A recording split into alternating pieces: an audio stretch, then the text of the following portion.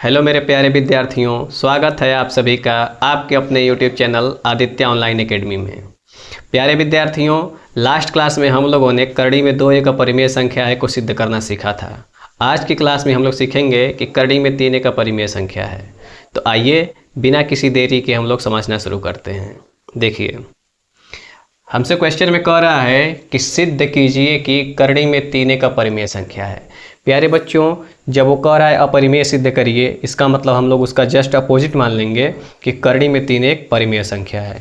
बस इस बात को हम लोग बोर्ड पर लिखेंगे और आप अपने नोटबुक में लिखेंगे। तो पहला लाइन क्या लिखना है कि माना करड़ी में 3 एक बोला है अपरिमेय, तो हम लोग लिखेंगे परिमेय संख्या है। क्या पहला लाइन समझ में आया?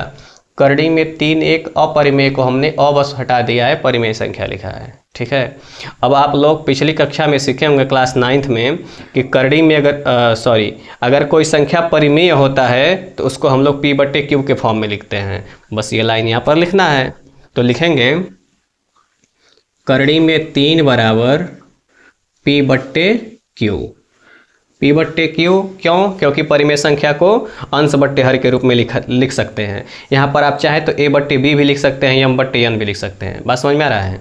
फिर हम लोग ब्रैकेट में क्या लिखेंगे कि जहाँ p तथा q सह अभाज्य संख्याएं हैं, सह अभाज्य संख्याएं हैं। सह अभाज्य संख्या क्या होता है अभी हम लोग समझेंगे। और क्या लिखेंगे? तथा q बराबर नहीं है 0 के। देखिए प्यारे बच्चों, सह अभाज्य क्या होता है? कोई दो संख्या लेंगे, अगर हम लोग लेते हैं 5/6 या 9/11, तो इसको जब हम लोग चेक करेंगे तो ये दोनों के दोनों केवल और केवल एक के पहाड़े में आते हैं, और कोई कॉमन पहाड़ा नहीं है जिसके पहाड़े में दोनों आते हों। तो ये दोनों एक में आ रहे हैं। ऐसे ही अगर हम लोग 9/11 को भी चेक करेंगे तो वो दोनों भी केवल और केवल एक के पहाड़े में आते हैं। लेकिन वहीं हम लोग 9/12 ले लेते हैं या फिर 5/15 ले लेते हैं, तो ये देखिए ये एक के पहाड़े में तो आ ही रहा है, साथ ही साथ 3 के भी पहाड़े में आ जा रहा है। तो एक के बस पहाड़े में आएगा तब तो वो सह अभाज्य है। एक को छोड़ के किसी दूसरे के पहाड़े में जैसे ही आया वो सह अभाज्य नहीं होगा। 15 है, 5/15 था ना, तो एक के पहाड़े में तो आ ही रहा है, दोनों 5 के पहाड़े में आ जा रहे हैं। 5 के पहाड़े में 5, 5 के पहाड़े में 15, यानी वो सह अभाज्य नहीं होगा। अगला लाइन हम लोग लिखते हैं दोनों पक्षों का वर्ग करने पर। दोनों पक्षों का वर्ग करने पर इधर हम लोग √3 का स्क्वायर करेंगे और इधर p/q का स्क्वायर कर देंगे। क्या ये बात समझ में आया आपको? करड़ी में 3 का स्क्वायर क्या होता है? जैसे ही स्क्वायर करेंगे तो ये रूट कट जाएगा, तो कितना आ गया? 3 बराबर p का स्क्वायर p² और q का स्क्वायर q²। ठीक है। अब हम लोग एक बात जानते हैं कि कोई भी संख्या के नीचे 1 लिखा होता है। ठीक है, नहीं लिखा होता है तो हम लोग लिख देते हैं। जैसे आपको 7 लिखा, 8 दिखा, गिनती की संख्या 1 से लेकर 100 तक होती हैं, तो सबके नीचे 1 होता है। बस ये दिख नहीं रहा है तो वो हम लोग लिख लेंगे। इसके बाद से क्रॉस मल्टीप्लाई कर देंगे, तिर्यक गुणा कर देंगे, उसी को हम लिखेंगे। q² में 3 का गुणा करेंगे तो 3q², और 1 में p का गुणा करेंगे p² का तो p²। अगला स्टेप क्या होता है कि कोई संख्या जब अंक गुणा में होता है उसको हम लोग भाग में भेज देते हैं। जब इधर आएगा बराबर के तो किस में हो जाएगा? भाग में। बस उसके भाग में भेज देंगे तो हो जाएगा q² बराबर p²/3। और यहाँ पर हम लोग एक बॉक्स बना देंगे और लिख देंगे समीकरण नंबर 1। क्या यहाँ तक बात आपको समझ में आ रहा है? अगर समझ में आ रहा है तो कमेंट में लिखें कि यस सर समझ में आ रहा है। फिर हम लोग यहाँ पर एक मोस्ट इंपॉर्टेंट लाइन क्या लिखेंगे कि चूंकि p² 3 से विभाजित है, 3 से विभाजित है, 3 से कैसे विभाजित है कि हम लोग पी स्क्वायर में 3 से भाग कर रहे हैं तो क्यू स्क्वायर आ रहा है। समझ में आ रहा है? इसका मतलब यहाँ पर भी क्या होगा कि क्यू स्क्वायर में जब 3 से गुणा किया गया है तो पी स्क्वायर आया है। ठीक है, इसका मतलब हम लोग निष्कर्ष निकालेंगे, इसलिए पी भी 3 से विभाजित होगा, विभाजित होगा। बस ये हम लोग इम्पोर्टेंट लाइन लिखे। अगला काम हम लोग क्या कर रहे होते हैं, ये P लिखा है, इसी को नीचे लिखेंगे कि माना P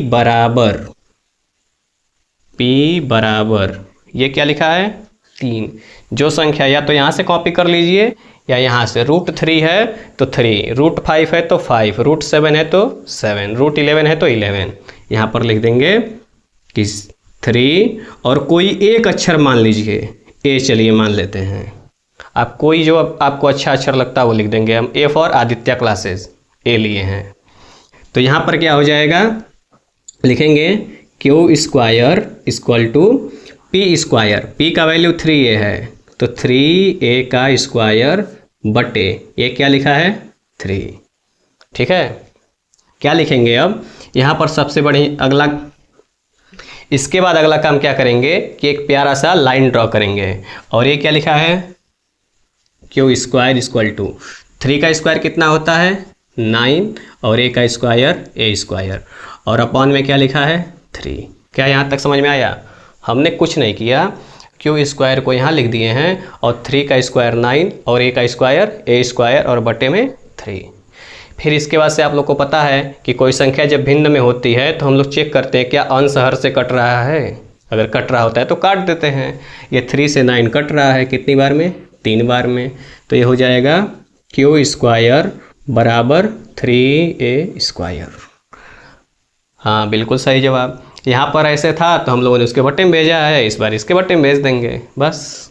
तो ये हो जाएगा क्यू स्क्वायर बराबर a स्क्वायर और ये 3 गुणा में है तो इसके भाग में चला जाएगा और वहाँ पे बॉक्स बना है तो यहाँ पर भी बॉक्स बना देंगे और लिख देंगे समीकरण नंबर 2।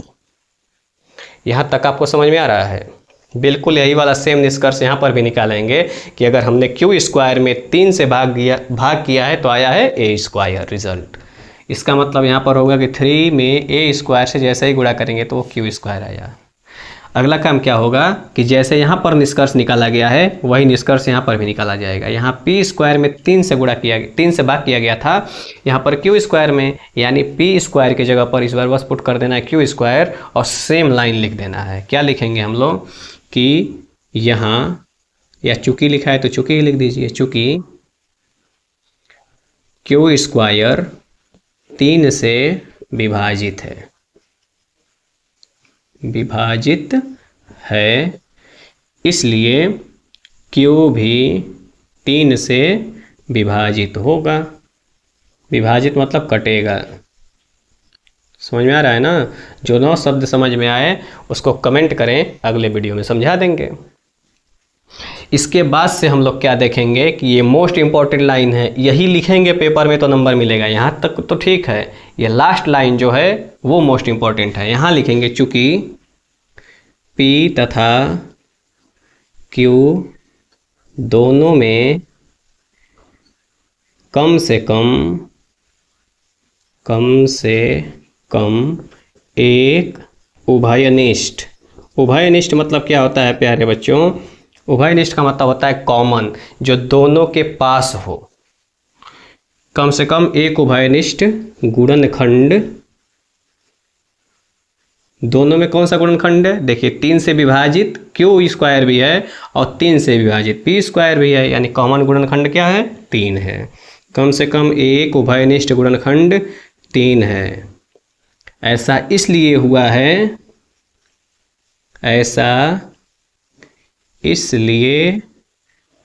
है क्योंकि हमारी अवधारणा गलत है, क्योंकि हमारी अवधारणा या कल्पना गलत है,